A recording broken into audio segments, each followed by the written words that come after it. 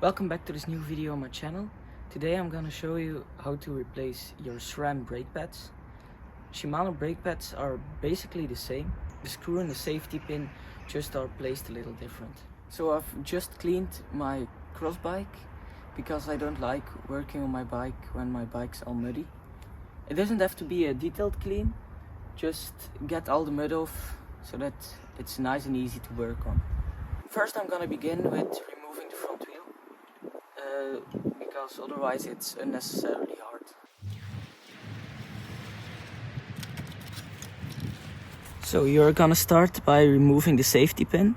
It's this little pin.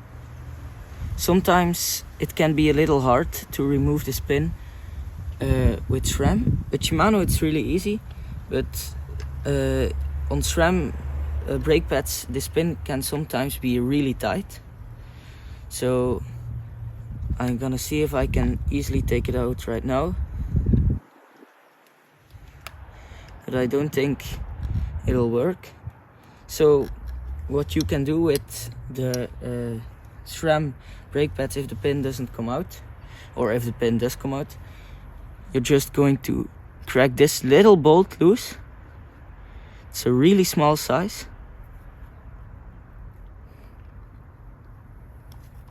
Like that.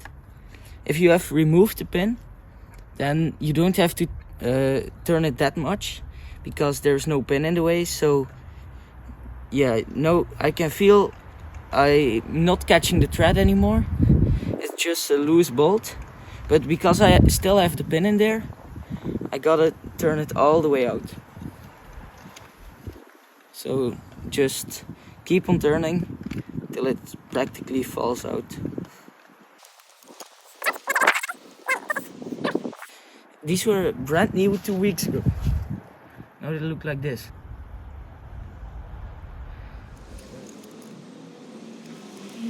We can see that both brake pads are completely worn down. There's nothing left on them. This of course can happen by just riding and braking, and then you will wear down. But it won't happen in like 2 weeks.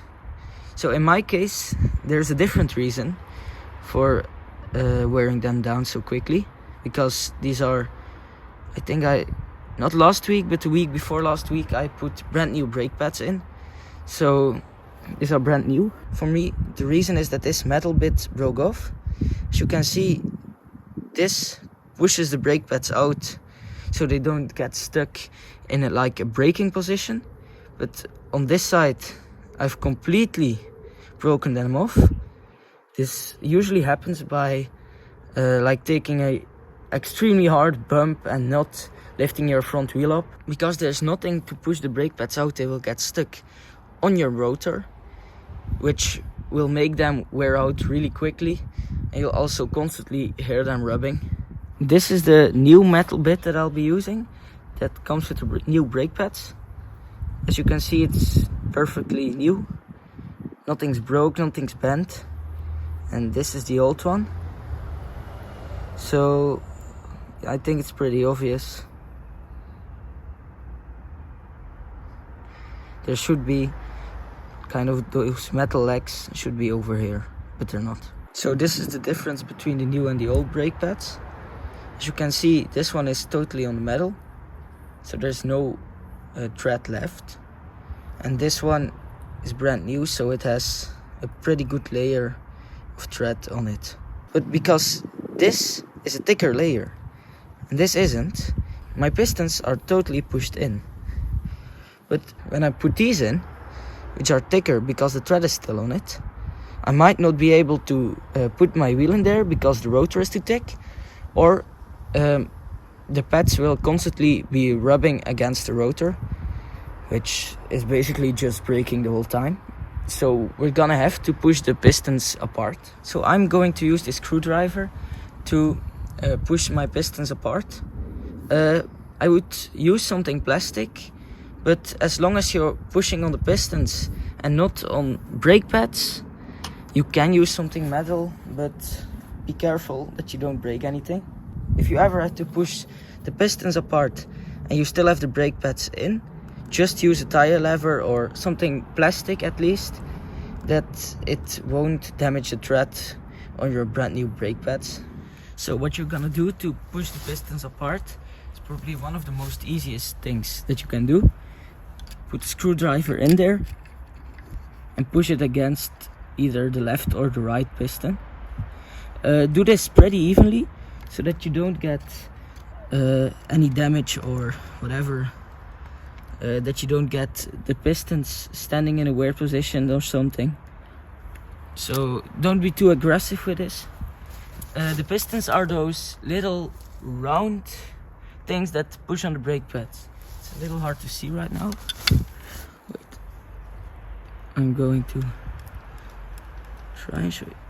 Right here, this is the piston. Kind of see it's round and it has a hole in the middle. That's the piston. On the other side is going to be very hard to show you. This thing is the piston. Now is also a good moment to clean your rotors with some brake cleaner if you want to, or just clean out your whole caliper, because as you can see there's a lot of dirt in there. There always will get a lot of dirt in there, so it's nice to clean them up. If you ever have problems with braking, take your brake pads out and sand them down with a bit of sandpaper. Just one layer. Sometimes this will help with braking. If this doesn't help, it's of course another reason that your brakes don't work properly. As you can see, I've pushed them in all the way, so this piston is totally flush with the brake pad, with the caliper, and the other piston as well, which is a little hard to see because of the fork. Here you can see it a little bit right here. It's totally flush. This step might take some time, but be patient with this. Don't try to rush this, because if you try to rush this you might break something. Just be patient, because it'll go very slowly back in. At first you might think it's not moving, but it is moving. Don't worry, it'll go back in. So then you're going to put the brake pads into this metal bit. So I would begin by doing one. Make sure it's good around it. Then you're going to kind of stretch this a little bit over there. Shouldn't take too much force. Just make sure it's positioned right, and then you stretch it over there. Oh, just while I'm trying to explain, it doesn't work, of course. Make sure it's flat, and then you can stretch it over there. It's not totally right, you can just push it a little further. This really isn't the hardest in the world.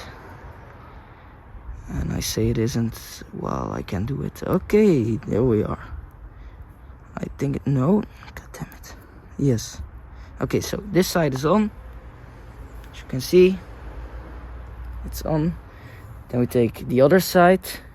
Make sure the hooks are aligned. So I wouldn't put them like this, or yeah, that's the only way you can put it wrong. So again, start by doing one side. You're going to stretch the, god damn it. Start by doing one side, then you're going to stretch the other one over it. Might not work out, you just push it a little. Oh, god damn it.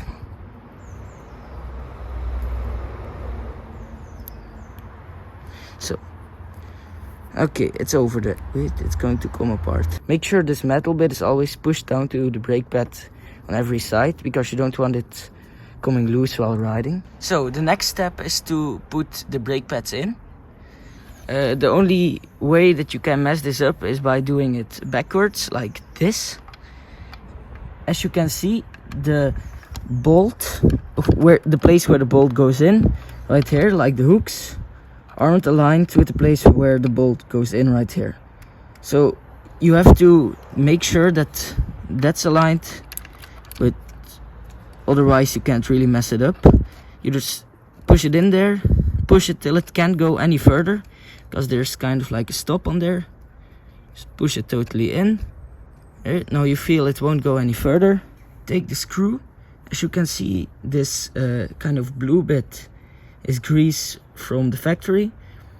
It's going to go around the threads just by turning it in. You can of course put your own grease on it. Just remove this with like a paper towel or something, and then you put your own grease in it. It's basically just putting it in and tightening it. If you untighten it, you're gonna feel how tight it has to be. But for me, a good way to check if it's tight enough is once my Allen key starts flexing. As you can see right here. Wait. You see it's flexing now? That's tight enough for me. But you might have a stronger or weaker Allen key, so that's not a good way to check your torque. But I don't know of a torque meter that you should use here, because I think it's under 2 Newton meters, and most torque meters start from 2 Newton meters.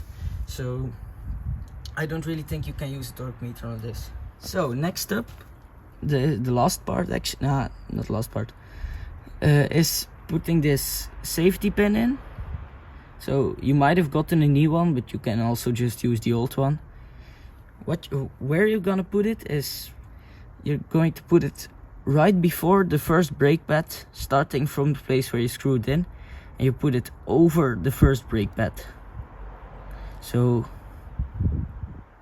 like that. It might be a little hard to push in. Just up till you hear the click, and now you can see it's over the first brake pad, and it's not totally in. No, it's in.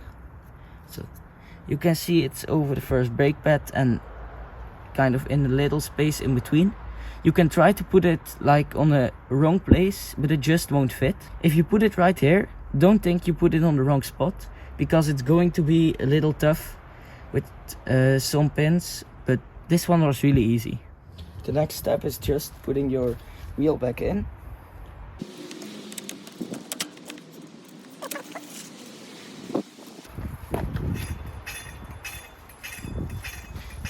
As you can hear, there's a little rub, so I just have to change the position of my brake pads a little bit. This is really easy, front and back. All you're gonna have to do is loosen these 2 bolts a little bit so that the brake pad can move around. Then you hold the front brake and you tighten them again, and then it should be perfect. Something to note is that SRAM uses torque skis. So if you don't have them, just order some torque skis. Shimano just uses Allen wrenches, but SRAM uses torque skis. Of course, torque skis are safer because they have sharper tooth, while Allen wrenches don't really have sharp tooth. So that's something to note. The final step is bedding your brakes in. This can be done by accelerating to a moderate speed on a gravel road or just some tarmac, and then nearly coming to a standstill just by braking, of course, and then accelerating again and just nearly braking to standstill and letting go. And you repeat that 5 to 10 times, and then your brake should be bedded in. You can also, if you don't start your training like extremely rough with a descent or whatever, just on like a gravel road or tarmac, and you're not going to have to do some excessive braking, then you can just start your training. Thanks for watching. If you enjoyed this video, don't forget to give it a like, and if you want to see more, don't forget to subscribe.